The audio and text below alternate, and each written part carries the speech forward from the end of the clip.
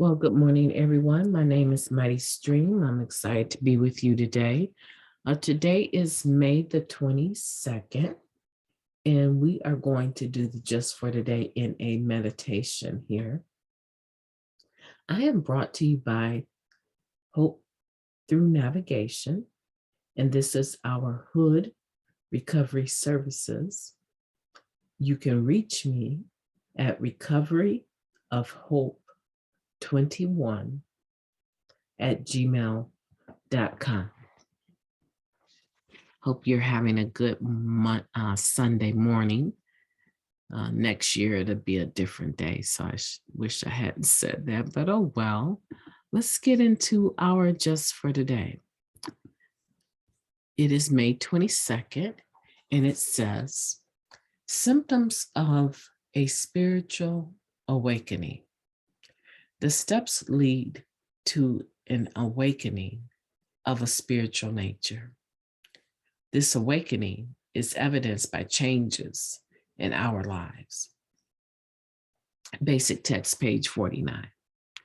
We know how to recognize the disease of addiction. Its symptoms are indisputable.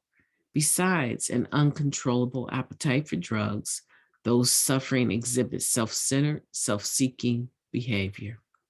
When our addiction was at its peak of activity, we were obviously in a great deal of pain. We relentlessly judged ourselves and others and spent most of our time worrying or trying to control outcomes. Just as the disease of addiction is evidenced by definite symptoms, so is a spiritual awakening made manifest by certain obvious signs in a recovering addict. We may observe a tendency to think and act spontaneously, a loss of interest in judging or interpreting the actions of anyone else, an unmistakable ability to enjoy each moment, and infrequent attacks of smiling. If we see someone exhibiting symptoms of a spiritual awakening, we should be aware that such awakenings are contagious. Our best course of action is to get close to these people. As we begin having frequent, overwhelming episodes of gratitude and increased receptiveness to the love extended by our fellow members, and an uncontrollable urge to return this love, we'll see that we too have had a spiritual awakening. Just for today, my strongest desire is to have a spiritual awakening. I will watch for its symptoms and rejoice when I discover them. Isn't that beautiful? That is one beautiful, beautiful reading. Let's go ahead and take a moment of silence, followed by the we version of the Serenity Prayer. A moment of silence now.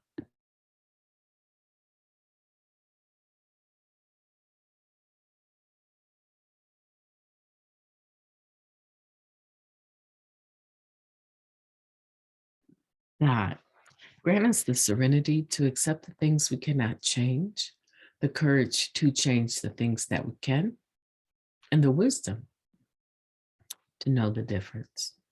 Please and thank you.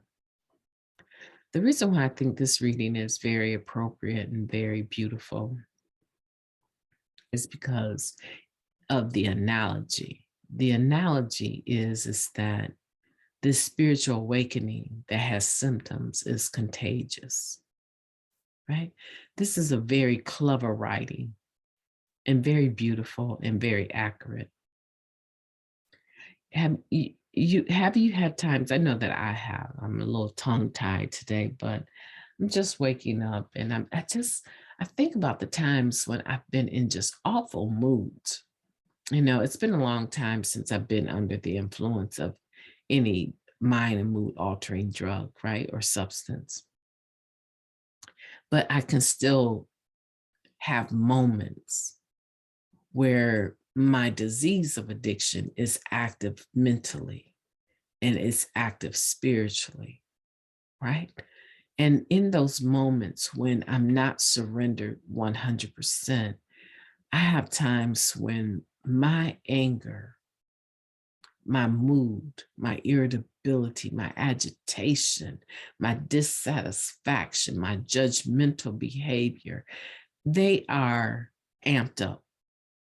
Now, they're amped up 1,000 times more if I had been using, but just in day-to-day living, it's hard to be in a bad mood when you have children that are running around and they are excited and energetic and they want to go swimming and they want to do this and do that.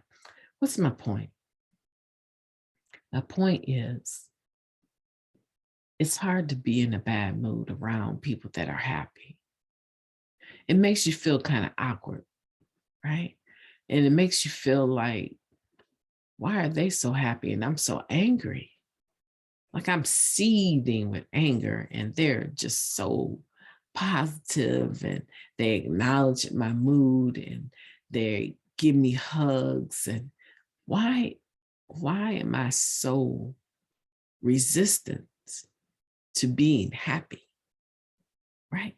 In those moments when I'm in that situation, that's what I think. And I think that it's the same thing here, right?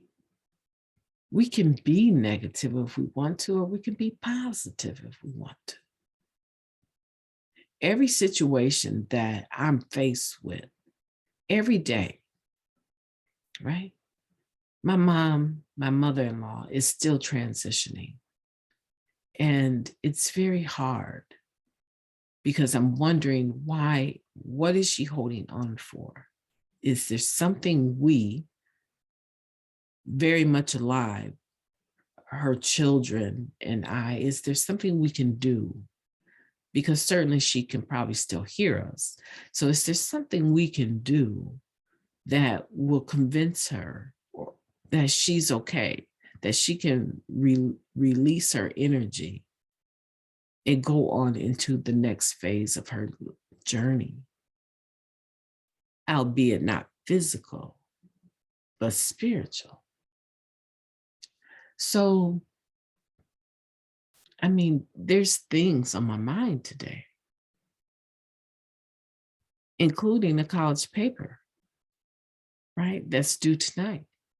So we have life that happens. We have things that come our way. What's my point? My point is that life is going to happen without your permission. You know, it's not even true to say it will happen with or without my permission. It's going to take place, whether I'm on board with it or not. That's a guarantee. I can't control any of those things that haven't yet taken place, but will be sure to happen at some point in time today. They're on the schedule. Being human is a part of everyday living. It's on the schedule. I cannot control what other people do or don't do. I can, however, control what I do or what I don't do. I can control my responses and how I interact with people. I can choose to be positive or I can choose to be negative. Really, it just comes down to the inner level of contentment that I have at any point in time. My general mood is joyful. My general tone is kind. They're not a hard stretch for me. They're not. It's more of a stretch for me to become angry and choose to stay in that. And if I'm being quite honest, when I'm choosing not to recover, I'm choosing not to love, I'm choosing not to be kind, I'm choosing to look at something more grimly, it affects my health. My joints feel different, they hurt more, my head hurts, right? It's not conducive to me to not have love, to not be joyful, to not be forgiving. It's not conducive for me in any way. And I would submit that is not conducive for you. So this spiritual awakening has symptoms. It has telltale signs. A smile on our faces is one of them. The ability to live in the moment and be spontaneous is one of them. Not recklessly spontaneous. You know, our behavior does need to be somewhat calculated, right? I mean, spontaneity is not supposed to be a death sentence. It's supposed to let you know that I'm okay with not having all the plans. I'm okay with not controlling every move that I make and every move that everyone else makes. You know, let me put it another way that probably will sound grammatically better. I don't have to be in charge of everything. It's okay to go have a cup of coffee with someone that calls me up or chats me up and say, "Oh, I need to sit and talk. You got a minute? Meet me at Starbucks," or "I just want to swing by. Are you busy? I need to." It's okay to say, "Yeah, come on by." Now, I'm not big on unexpected guests, right? But I am very much open to spending time with people that I had not factored into my day. It's okay. That's a symptom of you being concerned about other people and not just yourself. Like this reading says, you know, our disease of addiction had symptoms that were indisputable, right? Besides the fact that we have this uncontrollable appetite for drugs, we were very self-centered and we had self-seeking behavior, me, myself, and I. What works for me is the only thing it's going to be, right? So it makes sense that recovery from the disease of addiction would have signs as well. Today, while you're sitting there drinking your coffee, I want you to think about, do I have signs? Are there symptoms that I'm having of a spiritual awakening? Can the average person get good vibes from me if they're in my atmosphere? Can the average person say, wow, that's somebody I would love to hang out with? Or does the average person, when they see you come and walk the other way, or they walk to the other side of the room because they don't want to be bothered with you and your attitude? Think about it. That's what I want you to do today. I want to challenge you to write down proof, the proof you have of a spiritual awakening. What proof have you exhibited? What symptoms have you exhibited of a spiritual awakening recently? We don't have to talk about forever. Let's just say in the last week, in the last 7 days, I want you to write down, title it Symptoms of a Spiritual Awakening, or My Symptoms of a Spiritual Awakening, and write them down. And that would look like, you know, so and so brought a discussion to me, and I normally would judge them every sentence that they said and then give them some negative feedback just because I really don't care for them. They have no idea how much I dislike them. But instead, because I'm aware that I have a resentment that's ongoing with them, I chose to listen and pray the serenity prayer as they were speaking. And I listened to them attentively. And I was able, for the first time, able to see how much they admire me and how much they actually look to me for positive feedback and for love. And I gave them what they were searching for in that moment. That would be a symptom of a spiritual awakening. My name is MightyStream. I've enjoyed being with you today. I hate it when I don't go back to this screen, but it's okay. It's not a big deal, right?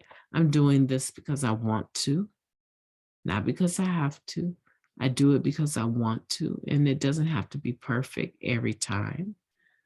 I'm not looking to make money, right? So it doesn't have to be so squeaky clean. It's not an advertisement or marketing. I'm not promoting Narcotics Anonymous. I am, however, promoting love today. Be kind to yourself. I'll talk to you tomorrow.